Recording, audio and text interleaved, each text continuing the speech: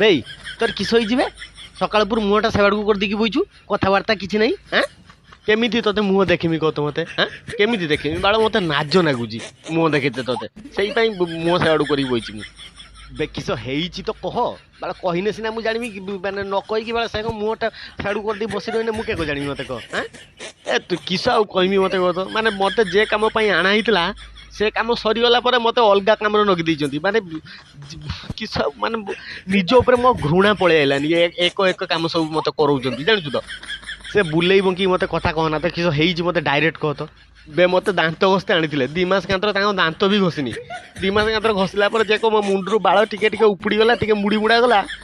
ଏବେ ମତେ ବାଳ ଶଙ୍ଖା ମାନେ ଶଙ୍ଖା ସଫା କରୁଛନ୍ତି ଜୁତା ସଫା କରୁଛନ୍ତି ସେ ମାନେ କିସ କିସ ସଫା କରୁଛନ୍ତି ମାନେ ପାନିଆର ମଳି ନାଗିଥିବ ସେ ମାନେ ସେ ମଳି ମୋ ଦ୍ୱାରା ସଫା କରୁଛନ୍ତି ମାନେ ମୁଁ ଦାନ୍ତ ଘଷିବା ଲୋକ ମାନେ ମାନେ ମତେ କିଏ ବାଳ କାମର ଲଗାଉଛନ୍ତି ମାନେ ମତେ ନିଜ ଉପରେ ନାହିଁ ମୋର ମାନେ ଘୃଣା ପଳେଇ ଆଇଲାନି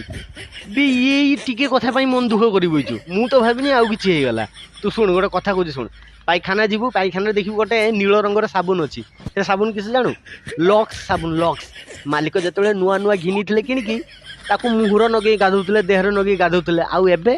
ଯେତେବେଳେ ସିଏ ଘଷି ଘଷି କଟିଆ ହେଇଯାଇଛି ଏବେ ସେଇ ସାବୁନରେ ହଗି ସାରିକି ଗାଣ୍ଡି ଧଉଛନ୍ତି ହାତ ଧଉଛନ୍ତି ତୋର ତ ଆହୁରି ଭଲ ଜୁତା ସଫା କରୁଛନ୍ତି ଶଙ୍ଖା ସଫା କରୁଛନ୍ତି ତାକୁ ଦେଖ ଯିଏ ମୁହଁର ଲାଗୁଥିଲା ଏବେ ହଗି ସାରିକି ତାକୁ ନେଇକି ଗାଣ୍ଡିର ଧଉଛନ୍ତି ହାତ ଧଉଛନ୍ତି ବେ ତୁ ମତେ ସାବୁନ ସାଙ୍ଗରେ କମ୍ପେୟାର କରୁଛୁ ଏ ମୁଁ ଦାନ୍ତ ସଫା କରିବା ବ୍ରସ୍ ମୋ ଦାମ କେତେ ସାବୁନ ଦାମ 10 ଟଙ୍କା ମତେ 25 ଟଙ୍କା ଦେଇ କିଣିକି ଆଣୁଛନ୍ତି ବାଳ ସିଏ ଗାଣ୍ଡି ଧୋଇଲା ମୋର କ'ଣ ଅଛି ବାଳ ମୋ ଲେବୁଲ କେତେ ହାଇ ବାଳ ମୋ ଆଜି ମାନେ ମୁଣ୍ଡରୁ ଟିକେ ବାଳ ଛିଡ଼ିଗଲା ବୋଲି ସିଏ ମତେ ନେଇକି ଜୁତା ସଫା କରିବେ ଶଙ୍ଖା ସଫା କରିବେ ହଁ ବାଳ ବେ ତୁ ବାଳ ଦାମ କଥା କହୁଛୁ ତୋ ଦାମ କେତେ ବେ ହଁ ତୋ ଦାମ କେତେ ବାଳ 30 ଟଙ୍କା ନହେଲେ 40 ଟଙ୍କା ହବ ସେ ପାଇଖାନା ଆଗରେ ଗୋଟେ ଧଳା ଚପଲ ପଡ଼ିଛି ଦେଖିଛୁ ନା ଭିକେସି ସ୍ୟାଣ୍ଡେଲ 300 ଟଙ୍କା ଦେଇକି ମାଲିକ ଦୋକାନରୁ ଆଣିଥିଲା ତାକୁ ପିନ୍ଧିକି କେତେ ଜାଗା ସିଏ ନ ଯାଇଛି ପିକନିକ ବାହାଘରିଆ ମନ୍ଦିର ମାନେ କଲେଜ କେତେ ଜାଗା ସିଏ ନ ଯାଇଛି ପହରଦିନ ତା ଫିତା ଛିଡ଼ିଗଲା ବିନିକି ମାଲିକ ନେଇକି ପାଇଖାନା ଆଗରେ ରଖିଦେଇଛି ଏବେ ସିଏ କେବଳ ତାକୁ ପିନ୍ଧିକି ପାଇଖାନା ଯିବ ମୁତିବ ହଗିବ ତାହାରି ଉପରେ ଛିଟା ପଡ଼ିବ ମାନେ ତୁ ଭାବ 300 ଟଙ୍କା ଦେଇକି କିଣିଥିବା ଜିନିଷ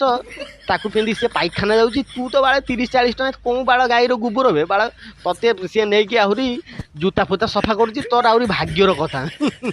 ତତେ ମୋ ଦୁଃଖ କଥା କହିକି ମୋର ଭୁଲ ହେଇଗଲା ତୋର କିଛି ଫରକ ପଡ଼ିବନି କାହିଁକି ନା ତୋ ସହିତ ସେ ଅତ୍ୟାଚାର ହେଉନି ସେ ଅତ୍ୟାଚାର ହେଲେ ଜାଣିପାରିବୁ ଦୁଃଖ କାହାକୁ କୁହନ୍ତି ବୁଝିପାରିଲୁ ବେ ଅତ୍ୟାଚାର କଥା ମୋତେ ଶିଖଉଛୁ ହଁ ବାଳ ମୋ ଉପରେ ଯେତିକ ଅତ୍ୟାଚାର ହେଉଛି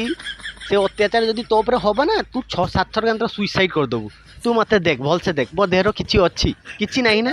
ତଥାପି ବାଳ ମୋ ମାଲିକ ଏତେ ଫୁସାଟି ବା ମୋତେ 2 ମାସ ହେଲା ୟୁଜ୍ କରୁଛି ସେ ଜାଣେ କିଛି ନାହିଁ ୟା ଭିତରେ ତଥାପି ବାଳ ଡେଲି ସକାଳୁ ଉଠି ଉଠିକି ଏକ ଚିପିବ ମୋତେ ଲାଗେ ଯେମିତି ମୋ ପ୍ରାଣବାୟୁ ମୋ ମୁହଁ ଦେଇକି ଉଡ଼ି ପଳେଇଯିବ ବାଳ ଯାକ ଚିପିଲା ପରେ ଯେମିତି ଡ ବାହାରିବ ସେ ବାଳ କିସ କରୁଛି ଜାଣିଛୁ ନା ବାଳ ରୁଟି ବେଲା ହୋଇ ଜାଣିଛୁ ରୁଟି ସେ ରୁଟି ବେଲା ଆଣିକି ମୋତେ ତଳେ ପେକି ଦେଇକି ଏମିତି ଚିପୁଛି ସେ ରୁଟି ବେଲାର ବାଳ ମାନେ ମୋ ହାଡ଼ ଫାଡ଼ ଭାଙ୍ଗି ଚାଲିଗଲାଣି ଦେଖ ମୋର କିଛି ନାହିଁ ବାଳ ମୋ ସହିତ ତ କିଛି ନୁହଁ 2 ମାସ ଆଗରୁ ମୋ ମାଉସୀ ପୁଅ ଭାଇ କ୍ଲୋଜଅପ୍ ତାକୁ କିଣିକି ଆଣିଥିଲା ସିଏ ବି ଏକ ସରିଗଲା ଯାକ ସେ ଚିପିଲା କିଛି କଲଗେଟ୍ ଯାକ ନ ବାହାରିଲା ବାଳ ତାକୁ କାଟିକି ତା ମଝି ପେଟକୁ କାଟିକି ତା ଭିତରୁ କଲଗେଟ୍ କାଢ଼ିକି ଚଲେଇଲେ ବାଳ ତୁ ମୋତେ ଶିଖଉଛୁ ମାନେ ଅତ୍ୟାଚାର କଥା ବାଳ ମୁଁ ଯେତିକ କଷ୍ଟ ସହି ବଞ୍ଚୁଛି ସେଭଳିଆ କଷ୍ଟ ତୁ ସହିନେ ବାଳ ତୁ କାନ୍ଦି ପକେଇବୁ ଭାଇ ଏଇ ବାଳ ସେତେବେଳୁ ଗୋଟେ ଏରେ ଲଗିଛନ୍ତି ବାଳ ଅତ୍ୟାଚାର ହେଉଛନ୍ତି କି ବାଳ ଅତ୍ୟାଚାର ତୁମ ସହିତ ହେଇଛି କି ବାଳ ଅତ୍ୟାଚାର ବାଳ ମୋ ସହିତ ଯାହା ହେଉଛି ମୁଁ କହିନେ ତୁମେ କାନ୍ଦି ପକେଇବ ବାଳ ତୁମେ ହଗି ସାରିକି ପଳେଇ ଆସିଲା ପରେ ଯେଉଁ ଗୁହ ଟିକେ ନାଗିଯାଉଛି ସେଇନ ନେଇକି ମୋତେ ଘଷି ଦେଉଛନ୍ତି